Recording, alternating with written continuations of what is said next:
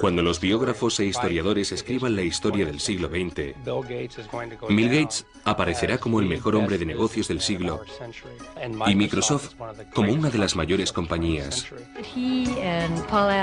Paul Allen y él vieron desde el principio el potencial que había para cambiar la vida de todos nosotros. Cuando empezó a ir a la universidad, ya tenía bastante claro que lo que hiciera tendría que ver con ordenadores. Lo que hace que Gates sea tan competitivo es que lo encuentra divertido. Le parece un juego emocionante como aquellos a los que jugaba cuando era pequeño. Creo que la gente percibe que Microsoft está siempre con los dos pies en la línea de la falta. No hay duda de que dentro de 100 años se hablará de él como una persona que transformó una era, igual que hoy se habla de Rockefeller y Carnegie, personas que también transformaron una era. Bill Gates.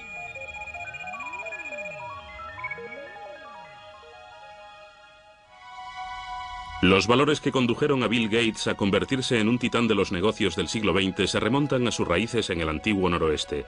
El bisabuelo de Bill, J.W. Maxwell, fundó el First National Bank en Seattle. Los Maxwell disfrutaban de sus privilegios y de su posición social, pero nunca presumieron de su riqueza. Su hijo Willard, también banquero, y su esposa Adele, una apasionada de las cartas, se encontraban entre los personajes públicos más destacados de Seattle.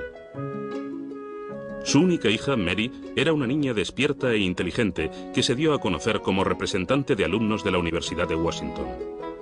Atlética y emprendedora, a Mary Maxwell se la conocía como Risitas. Su voluntad y su energía sorprendían a todo el que la conocía. Hay gente que tiende a estar siempre en el centro de la acción. Mary estaba siempre en el centro de la acción. Mary era sincera, decidida, encantadora e increíblemente enérgica. Fue en la universidad donde Mary Maxwell conoció y se enamoró de un joven erudito, Bill Gates Jr., quien se convertiría en uno de los abogados más destacados de Seattle. Cuando Bill y Mary se casaron en 1951, ella decidió dejar su trabajo como profesora para formar una familia y dedicar su tiempo a obras benéficas. La primera de los tres hijos de los Gates, Christy, nació en 1953. Luego vino su hermano Bill Gates III, nacido el 28 de octubre de 1955. Le llamaban Tres. Eso fue porque es el tercer William Gates, y los que juegan a las cartas en la familia creen que todo lo que tenga un 3 es bueno. Así que se quedó con 3. Bill y su madre mantuvieron siempre una relación muy estrecha. Ella incluso se lo llevaba a los colegios en los que daba charlas voluntarias. No quedaba mucho para que el precoz de Bill leyera la World Book Enciclopedia de la A a la Z. A veces desaparecía durante horas y cuando le preguntabas, ¿qué estás haciendo?, él te respondía, estoy pensando, mamá. Dicen que la curiosidad mató al gato, pero no a Bill. Bill era curioso. Siempre estaba dispuesto a aprender, animado por sus padres. Los Gates apreciaban la competitividad y el joven Bill Gates le encantaba probar su habilidad tanto en actividades al aire libre como en juegos de interior.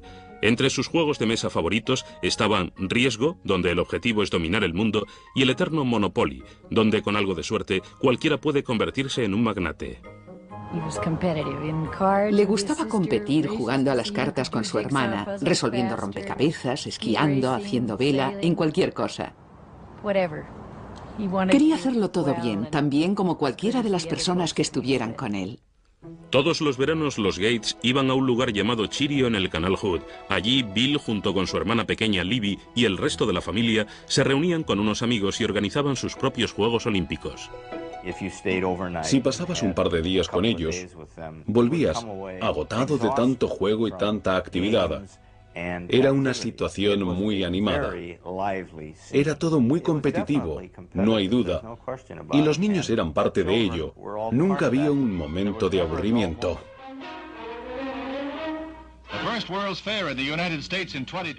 Cuando se inauguró la Expo de Seattle en 1962, los Gates se apresuraron a ver las maravillas que predecían para el siglo XXI, tecnología informática incluida. A menudo Bill volvía a visitar las exposiciones de alta tecnología. Ya estaba claro que tenía una habilidad innata para las matemáticas y las ciencias. Sin embargo, Bill se estaba volviendo algo individualista y mostraba signos de rebeldía preadolescente que le hacían discutir con su madre. Mary y yo crecimos en el seno de dos familias muy estrictas, donde nuestros padres controlaban nuestra personalidad y nosotros simplemente seguimos la tradición. Este método no funcionaba con Bill, que a los 11 o los 12 años empezó a ser emocionalmente muy independiente. Estaba deseando aclarar sus ideas y averiguar lo que quería y lo que no quería hacer, y fue duro, sobre todo para Mary. Estaba bastante perdido. No se encontraba cómodo en la escuela. No estaba seguro de lo que quería hacer. Era obviamente inteligente y brillante, pero necesitaba ayuda. Recibió algunos consejos en esa época y experimentó un cambio en el colegio. Aunque creían en la educación pública, los padres de Bill pensaron que su hijo encontraría mejores consejos y más disciplina en Lakeside, la mejor escuela privada de Seattle para chicos de su edad. Solo aceptaban a los mejores alumnos, a los más brillantes, y Bill encajaba perfectamente en esa descripción. Allí empezó a transformarse, encontró nuevos amigos y clases más estimulantes. Era excelente en matemáticas. Lo hacía estupendamente en el escenario. Quiero decir que era fantástico en teatro. Le interesaba cualquier libro. No es que estuviera completamente centrado en las matemáticas y las ciencias. Tenía un amplio abanico de intereses. En 1969, cuando Bill empezó el instituto, el programa espacial de los Estados Unidos estaba en su punto álgido. En el mes de julio, la nave Apolo 11 llevó al hombre a la Luna. Pero los ordenadores que lo hicieron posible eran aún gigantes electrónicos que costaban millones de dólares y hacía falta todo un ejército para manejarlos. La mayoría de los colegios no podían ni pensar en comprar un ordenador. Sin embargo, Lakeside consiguió firmar un pacto extraordinario que sería decisivo para Bill Gates. Una compañía de Seattle ofreció a la escuela el uso de su ordenador a través de un teletipo. El joven Gates estaba hechizado por el potencial de esta máquina primitiva y empezó a pasar todo su tiempo libre en la sala del ordenador. Lo contamos con mucha frecuencia, pero es cierto. Se levantaba por las noches y se iba a trabajar con el ordenador. Luego volvía y ni nos enterábamos de que se había marchado. Recuerdo que un día nos llamó el director del colegio y le preguntamos, ¿tienen problemas con las drogas? Él respondió, no se trata de las drogas, pero tenemos algún alumno enganchado al ordenador. La verdad es que pasarse tanto tiempo con el ordenador era casi el mismo tipo de adicción. Bill Gates compartía su adicción con Paul Allen, un compañero algo mayor que no podía ser más distinto a Gates. No solo era 2 años mayor, sino mucho más grande. Mientras que Allen era callado y contemplativo por naturaleza, Bill era protestón y desafiante. Sin embargo, esta extraña pareja estaba destinada a hacer historia. Juntos escribían códigos de software. Eran competitivos, Paul Allen y Bill Gates. De vez en cuando se peleaban. Una vez Paul Allen echó a Bill Gates, que era algo más joven, del grupo en el que escribían los códigos. Luego se dio cuenta de que necesitaba que Gates volviera. No podía hacer nada sin él. Gates dijo, me alegro de volver, pero ahora mando yo. En 1970, cuando Bill tenía solo 15 años, Paul Allen y él se metieron en negocios. Se llevaron 1.400.000 pesetas limpias con Trafo Data, un sistema computerizado que crearon para medir el tráfico en el área de Seattle. Aunque Bill contaba con el dinero de la familia, estaba decidido a amasar su propia fortuna. El padre de uno de los amigos de la infancia de Bill contaba que Bill olía los dólares y que siendo un niño conocía el valor de un contrato. Incluso tenía un contrato para utilizar el guante de béisbol de su hermana mayor, un documento firmado y perfectamente legal. En el verano de 1972, a los 17 años, Bill fue a Washington D.C. para trabajar como ayudante del Senado. Esta toma de contacto con la política y el gobierno le sería de gran ayuda más adelante. Ese otoño, cuando regresó a casa, solicitó un permiso en la escuela, ya que Paul Allen y él habían conseguido su primer trabajo en una compañía de ordenadores. Empezaron a hablar de fundar su propia compañía, pero los Gates insistían en que su hijo terminara el instituto y fuera a la universidad. A su madre le preocupaba que estuviera socialmente inadaptado. Tal vez lo estuviera, pero tenía otras cosas en la cabeza. No era ni maleducado ni brusco. Simplemente marchaba al son de otra canción. Es un genio y tiene sus propios planes. Bill se graduó en Lakeside en 1973. Sus padres se sentían orgullosos de que le hubieran aceptado en la Universidad de Harvard. Sin embargo, su futuro ya estaba en marcha y estaba dirigido por los ordenadores. En otoño de 1973, Bill Gates se despidió de su familia y de Seattle y se dirigió al este, concretamente a Cambridge, Massachusetts.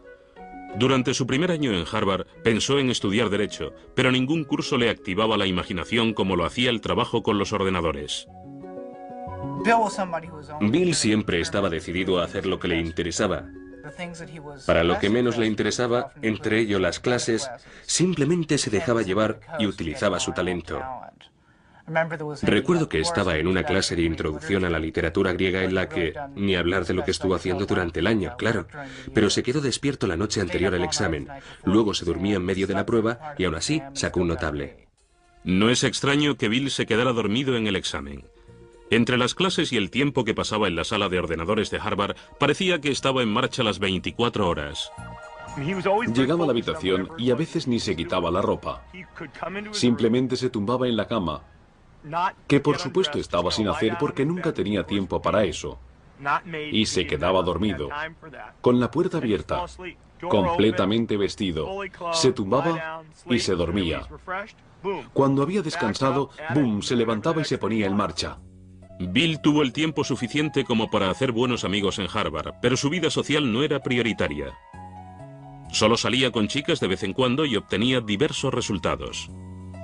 Entrevisté a varias mujeres que habían salido con Bill alguna vez y una me dijo que la primera pregunta que él hizo fue ¿cuánto sacaste en el SAT? Esto no es exactamente lo que a una jovencita le apetece escuchar, pero Bill Gates había sacado 800 puntos en la parte de matemáticas de la prueba. Estaba muy orgulloso de ello y quería asegurarse que la chica que saliera con él había obtenido un buen resultado. Bill destacaba en matemáticas, pero cuando se dio cuenta de que no era el número uno en Harvard, decidió no hacerse matemático.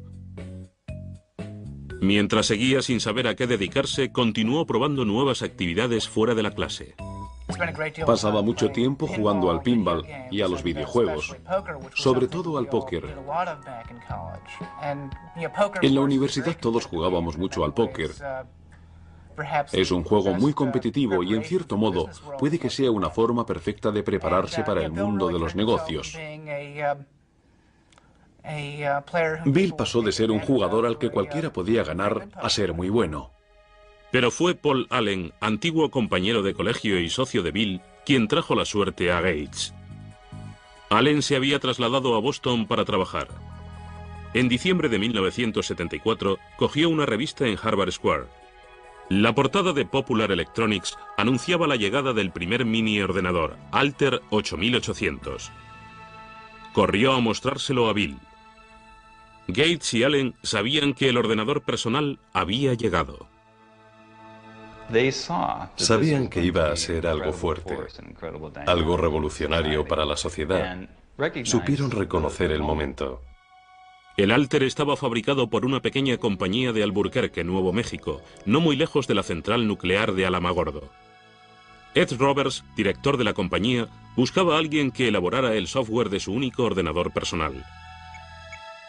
Gates y Allen le convencieron de que podían hacerlo, así que estuvieron trabajando día y noche en la sala de informática de Harvard durante 2 meses. En febrero de 1975, Paul Allen fue a Albuquerque para probar el programa que Gates y él habían creado. Cuando cargó lo que Bill Gates llamaba el código más chulo que he creado nunca en el Altair, vio que funcionaba. Este sería un momento histórico en la industria del software. No creo que apreciáramos lo de Albuquerque en ese momento, pero no tardamos en darnos cuenta de que estaban en el comienzo de algo que podía ser importante. Para un Bill Gates que solo tenía 19 años, ya nada sería igual. En verano de 1975, Paul Allen y él fundaron Microsoft. Su trabajo con la compañía de Ed Roberts resultó llevarles tanto tiempo que Bill tuvo que dejar Harvard antes de terminar su último año para trasladarse a Albuquerque. Para Mary Gates, la decisión de su hijo fue una gran decepción. Le dijimos que habíamos ahorrado para que fuera a la universidad y que si no terminaba en un tiempo razonable, tendríamos que destinar esos ahorros a otra cosa.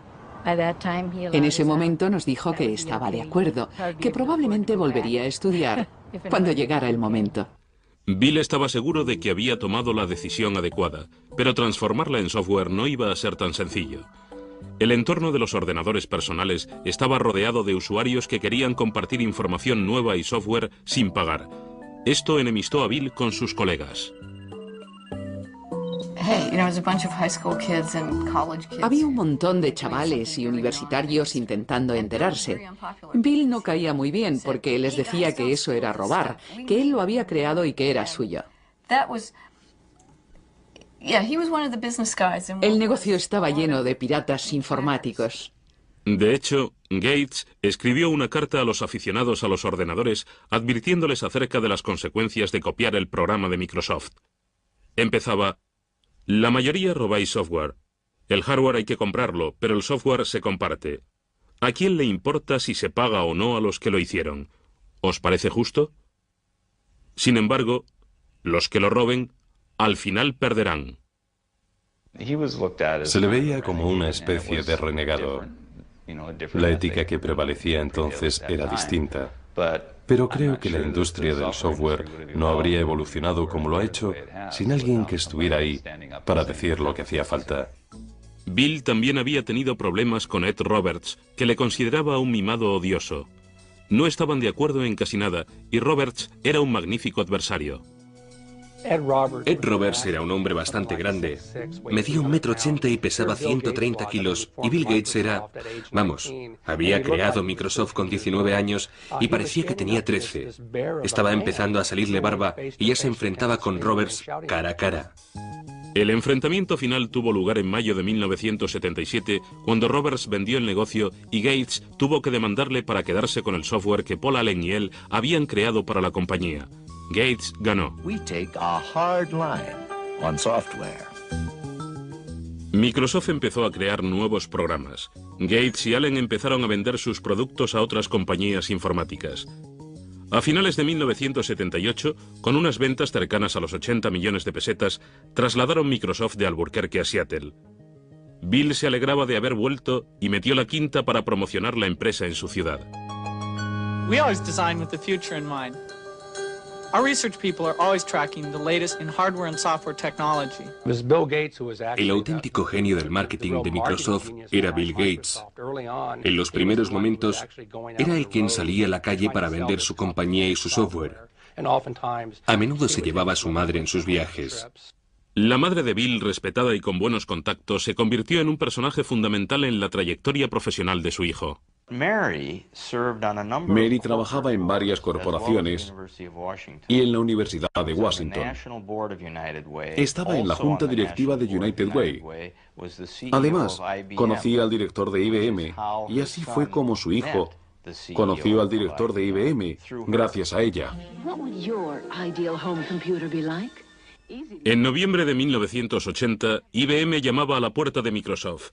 El mayor fabricante de ordenadores del mundo quería hablar con Gates y Allen acerca de un sistema operativo para su nueva línea de ordenadores personales. Desde la primera reunión, IBM captó mal a la persona con quien estaba negociando. Parecía un crío. Estaba delgadito. Llevaba una pelambrera algo informal. Y la gente no le tomaba como un hombre de negocios. Pero los jefazos de IBM pronto descubrieron que Gates no era un principiante. Les convenció de que Microsoft podía enviarle software nuevo. De este modo compró un sistema operativo ya existente y luego lo adaptó a los ordenadores de IBM, lo llamó MS-2. Bill Gates, un hombre de negocios sagaz, sabía dónde encontrar un sistema operativo. Salió a la calle y a pocos kilómetros lo encontró por 800 millones de pesetas. Pero lo mejor fue que para desarrollar ese sistema operativo para IBM, querían comprar el código original de lo que les había dado los derechos sobre el sistema operativo, o lo que se dio a conocer como DOS. Pero Microsoft se negó a firmar. Al no tener los derechos sobre el sistema operativo, IBM tendría que pagar a Microsoft por cada copia de DOS que instalara en sus ordenadores. IBM estaba a punto de perder su puesto en la lista de ventas.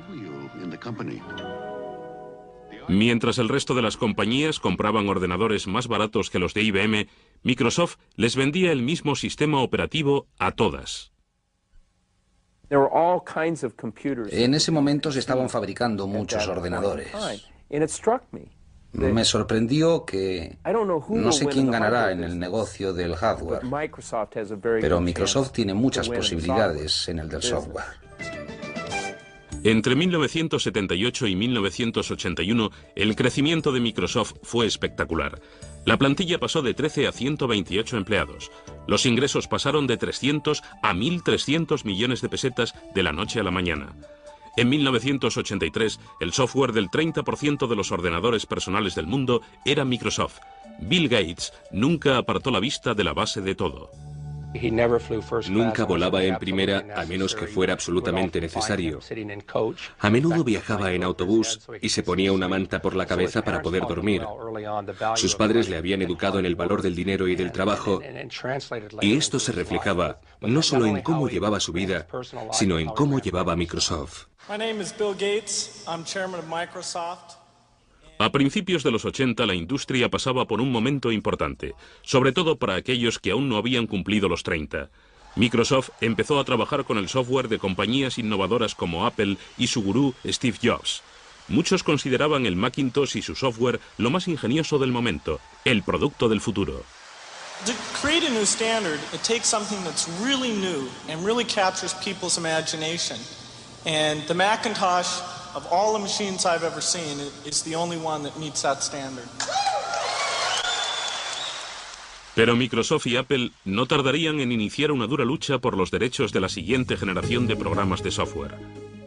Bill Gates estaba a punto de recibir una noticia que haría que Microsoft se tambaleara.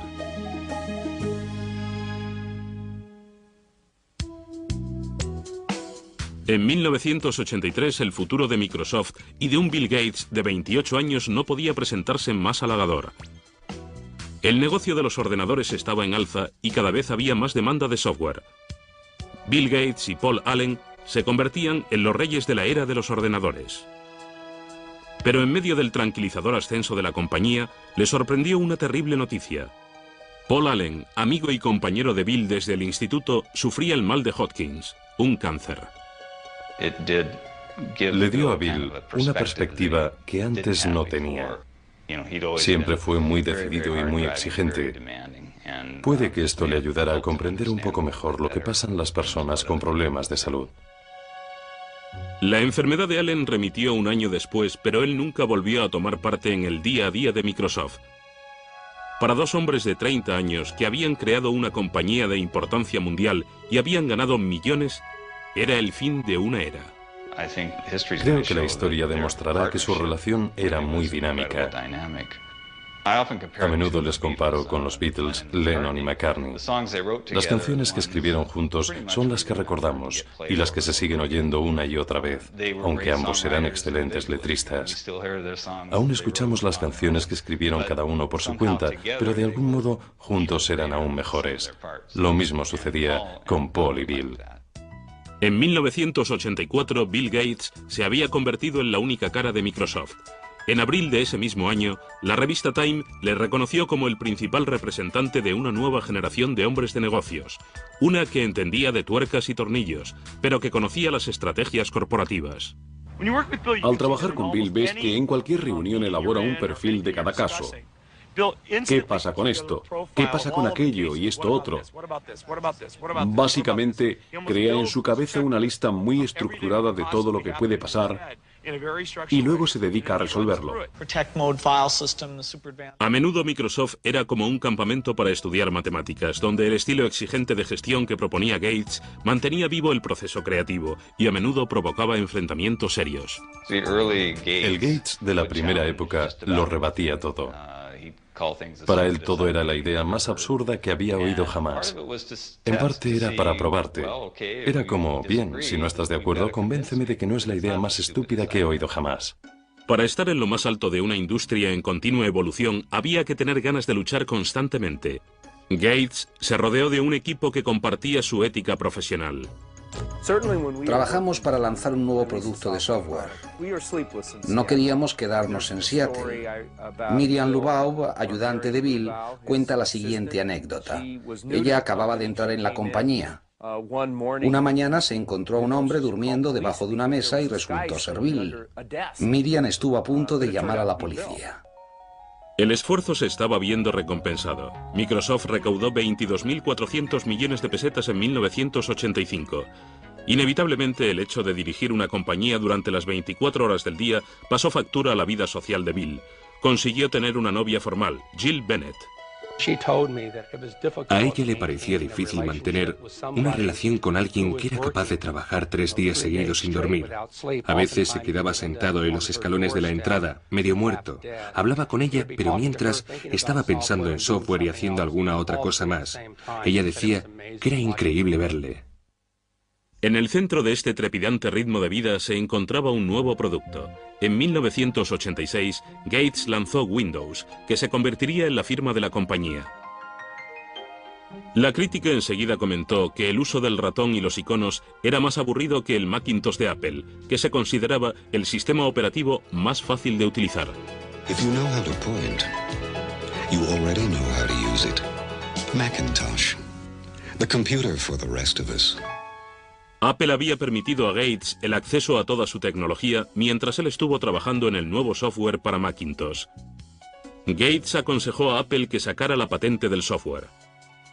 Pero Apple estaba más interesada en vender ordenadores que en el programa, así que ignoraron la propuesta. Una vez más, Gates aprovechó la ocasión y salió corriendo. En esta industria competimos y colaboramos al mismo tiempo. Un día Bill me dijo, ¿sabes una cosa?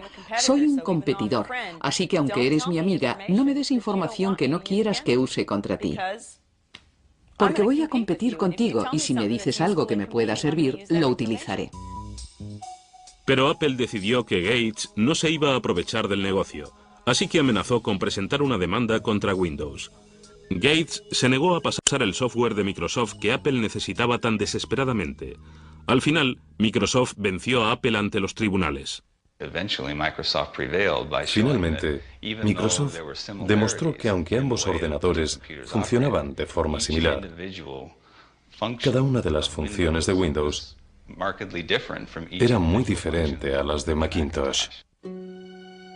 Aunque la primera versión de Windows no era perfecta, le dio a Microsoft un nuevo empujón económico. En 1986, Bill Gates puso a la venta la compañía. Se quedó con el 45% de las acciones, lo que le convertía en millonario a los 31 años. Aún así, Gates nunca se sintió seguro con respecto a la situación de la compañía. No quiere fallar. Y cuando se tiene ese miedo, cuando estás siempre mirando hacia atrás a ver quién viene y quién pretende quedarse con Microsoft, te consumes y te haces la persona más competitiva de la industria. Vive intensamente. Gates fue ganándose la reputación de ser despiadado y algunos empezaron a aliarse para ir contra él. IBM empezaba a ganar popularidad y tenía en su mano la posibilidad de quitar de en medio a Microsoft para siempre. En 1987, Bill Gates era uno de los billonarios más jóvenes del mundo. Y Microsoft parecía tener luz verde en el suministro de software para ordenadores personales. Sin embargo, estaba a punto de enfrentarse a una grave crisis. Ahora que los PCs habían despegado, IBM decidió atacar con su propio sistema operativo para desbancar a dos cuyos derechos eran de Microsoft. El nuevo sistema se llamaba OS2. Nos preocupaba saber si podríamos capear el temporal, sobre todo teniendo en cuenta que era un temporal muy fuerte. IBM, una compañía muy fuerte, muchos empleados, mucho dinero, capacidad potencial para apartar a Microsoft del negocio de los sistemas operativos. Paradójicamente, Microsoft intervino en la creación de OS/2, pero Bill Gates no quería abandonar su sistema. Decidió arriesgar el futuro de su compañía y su propia reputación con la versión de Windows que su equipo estaba actualizando, aunque ello significara la pérdida de IBM como cliente principal. El 22 de mayo de 1990, Microsoft lanzó Windows 3.0. Esta nueva versión se convirtió en un éxito de ventas.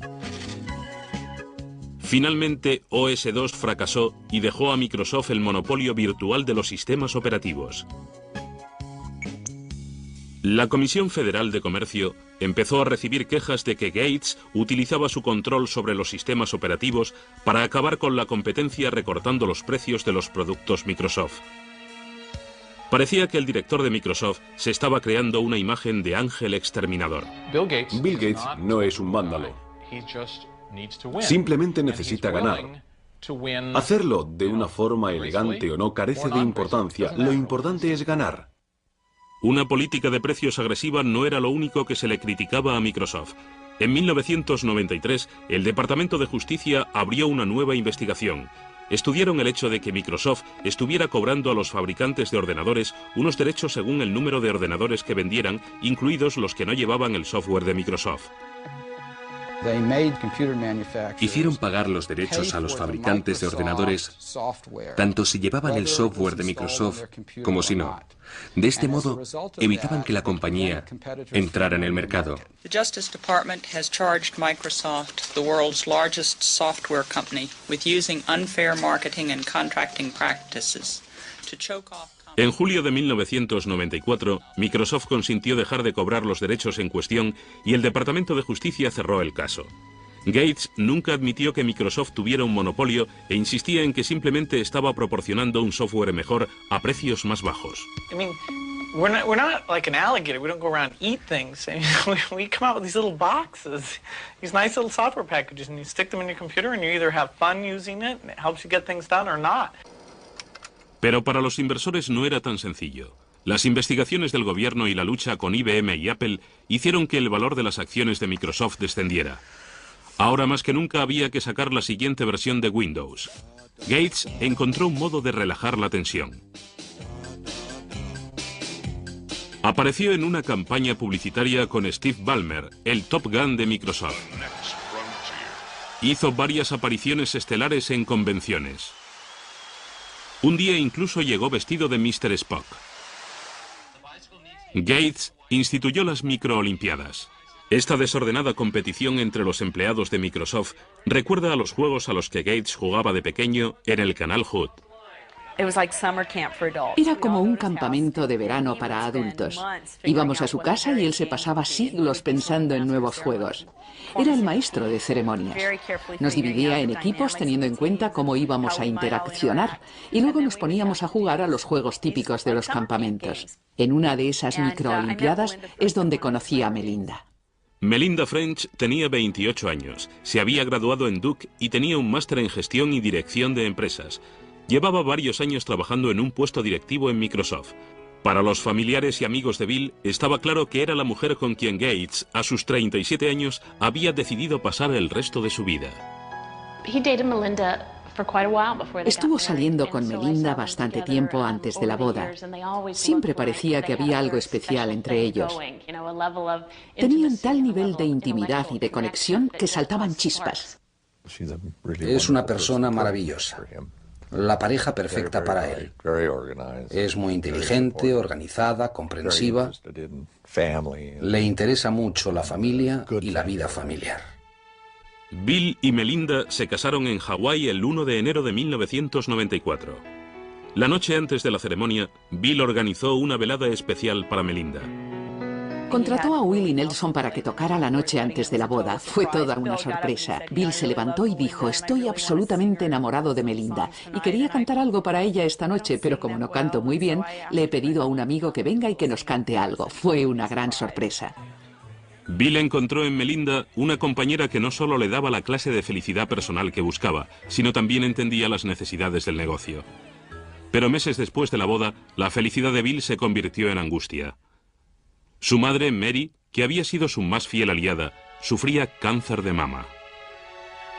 Murió en la mañana del 10 de junio de 1994. Bill acudió a su casa para estar junto a su madre. Cuando llegó a casa, hacia las 3 de la madrugada, la policía le había parado por exceso de velocidad. Por supuesto, el policía le reconoció. No era la primera vez que le paraban por ir demasiado rápido. Le miraron y le dijeron, ¿qué pasa? Él respondió al policía con lágrimas en los ojos. Lo siento, mi madre acaba de morir. El policía le dijo que siguiera, pero que aminorara la marcha. La muerte de su madre le afectó. Nos afectó mucho. En los años siguientes, Bill continuó la creación de una asociación filantrópica destinada a proyectos educativos y de salud, desde donde lo había dejado su madre. Pero ni toda su riqueza ni todo su poder le protegerían de la crisis a la que se enfrentaría Microsoft. En 1995, Bill Gates, con 39 años de edad, se había hecho la vida de casado. Con su mujer Melinda, se tomó algún tiempo libre para explorar el mundo, desde África hasta China. Parecía que ahora sí, Bill Gates lo tenía todo.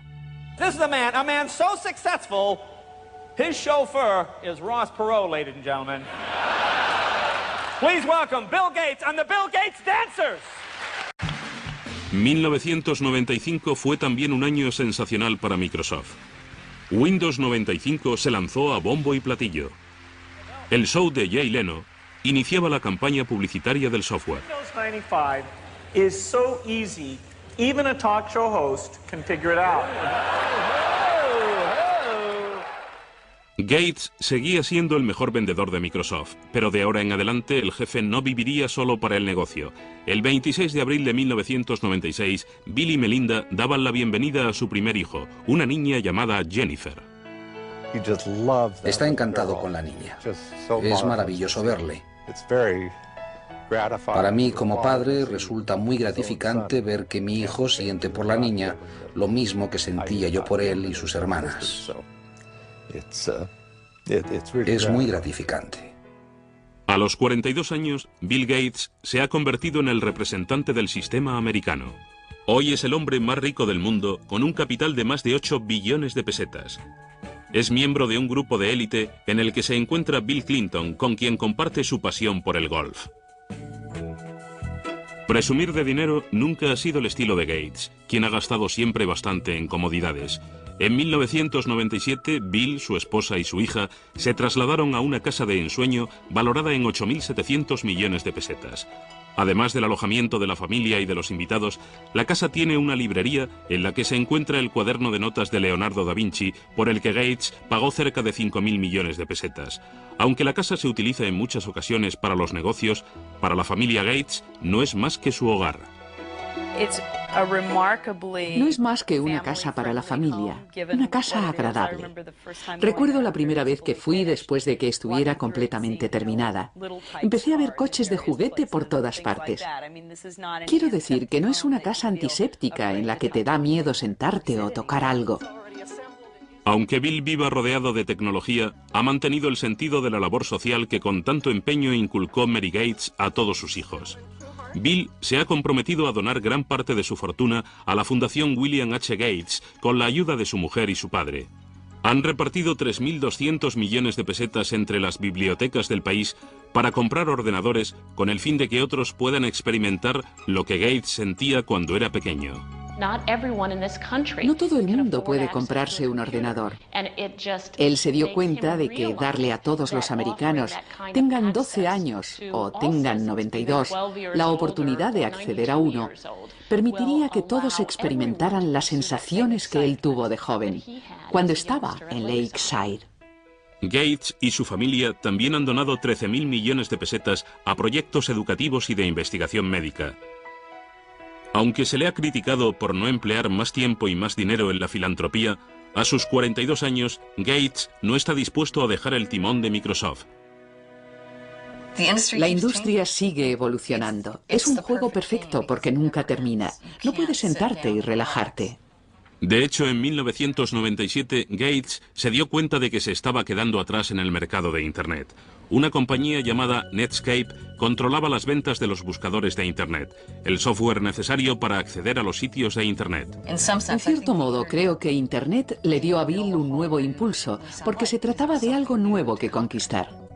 Gates decidió limar las diferencias con Netscape, incluyendo su buscador Explorer, con cada copia de Windows. Se trataba de un intento de eliminar a su rival. Si Microsoft decide desbancar a Netscape o a cualquier otra compañía, el consumidor no tendrá dónde elegir. Y si el consumidor no tiene dónde elegir, el mercado no puede funcionar. En las páginas de Internet, Gates aparece caricaturizado como un matón. Su compañía controla el 95% de los sistemas operativos de los PCs de todo el mundo, y muchos usuarios creen que Gates no ha permitido que salgan al mercado productos mejores. En marzo del 98, el Senado en el que trabajara Gates de joven llamó al presidente de Microsoft. Una vez más estaba acusado de ejercer un monopolio y de utilizarlo de forma desleal. Microsoft has the power today to exercise predatory and exclusionary control over the very means by which we access this internet. It's a lot like General Motors having the ability to dictate what type of gasoline you put in your car, or what interstate you can drive on, or even how you get on the interstate. A pesar de las acusaciones, Gates estaba a punto de tomar una decisión importante. La orden de no entregar Internet Explorer con Windows 98 quedaba revocada. Pero Gates seguía en la boca del lobo. En mayo de 1998, el Departamento de Justicia y 20 estados interpusieron una demanda antimonopolista contra Microsoft. Llevaría años revelar los entresijos legales de este caso, aunque ya se han llevado a cabo las investigaciones pertinentes, lo cual ha pasado factura al joven presidente de Microsoft. Creo que para Bill ha sido un duro golpe. Le he visto abatido y deprimido. Yo estaría igual. Una vez tuve una inspección de Hacienda y me pareció horrible. Me imagino que esto será mucho peor. Puede que Gates se sienta herido por los ataques que han recibido tanto él como Microsoft, pero su negocio sigue siendo fuerte y sus clientes siguen ahí. En cuanto al futuro, Bill ya ha comenzado a llevarse la compañía a un nuevo terreno. En 1996 empezó con un canal 24 horas por cable, MSNBC. Ahora es el dueño del mayor archivo de fotografías digitalizadas e imágenes de arte. Gates también ha estado estudiando el uso de la informática en espectáculos en compañía de los grandes magnates de Hollywood como Steven Spielberg. Bill Gates sigue siendo el competidor que siempre ha sido, tanto si se le recuerda como un magnate que se dedicaba a robar, como si se le recuerda simplemente como el chico que construyó la mejor trampa para ratones. Nadie podrá negar el impacto que su vida ha tenido en nuestra era.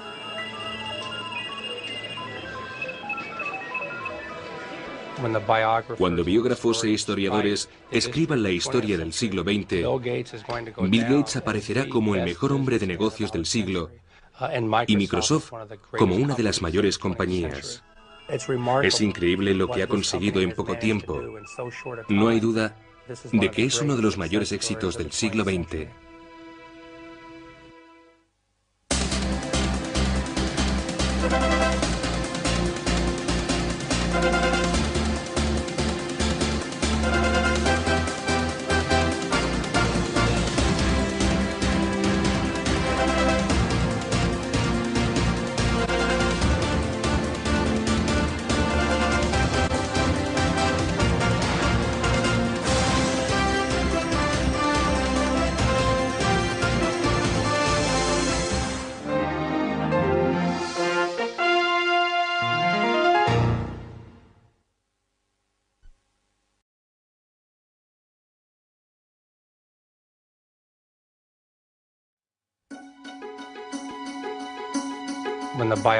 Cuando los biógrafos e historiadores escriban la historia del siglo XX, Bill Gates aparecerá como el mejor hombre de negocios del siglo y Microsoft como una de las mayores compañías. Paul Allen y él vieron desde el principio el potencial que había para cambiar la vida de todos nosotros. Cuando empezó a ir a la universidad, ya tenía bastante claro que lo que hiciera tendría que ver con ordenadores. Lo que hace que Gates sea tan competitivo es que lo encuentra divertido. Le parece un juego emocionante como aquellos a los que jugaba cuando era pequeño. Creo que la gente percibe que Microsoft está siempre con los dos. Él te respondía, estoy pensando, mamá. Dicen que la curiosidad mató al gato, pero no a Bill. Bill era curioso. Siempre estaba dispuesto a aprender, animado por sus padres. Los Gates apreciaban la competitividad y el joven Bill Gates le encantaba probar su habilidad tanto en actividades al aire libre como en juegos de interior. Entre sus juegos de mesa favoritos estaban Riesgo, donde el objetivo es dominar el mundo, y el eterno Monopoly, donde con algo de suerte cualquiera puede convertirse en un magnate. Le gustaba competir jugando a las cartas con su hermana, resolviendo rompecabezas, esquiando, haciendo vela, en cualquier cosa. Quería hacerlo todo bien, tan bien como cualquiera de las personas que estuvieran con él. Todos los veranos los Gates iban a un lugar llamado Cheerio en los de Seattle. Su única hija, Mary, era una niña despierta e inteligente que se dio a conocer como representante de alumnos de la Universidad de Washington. Atlética y emprendedora, a Mary Maxwell se la conocía como Risitas.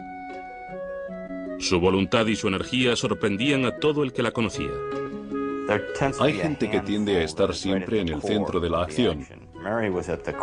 Mary estaba siempre en el centro de la acción. Mary era sincera, decidida, encantadora e increíblemente enérgica. Fue en la universidad donde Mary Maxwell conoció y se enamoró de un joven erudito, Bill Gates Jr., quien se convertiría en uno de los abogados más destacados de Seattle. Cuando Bill y Mary se casaron en 1905, Dos pies en la línea de la falta. No hay duda de que dentro de 100 años se hablará de él como una persona que transformó una era, igual que hoy se habla de Rockefeller y Carnegie, personas que también transformaron una era. Bill Gates.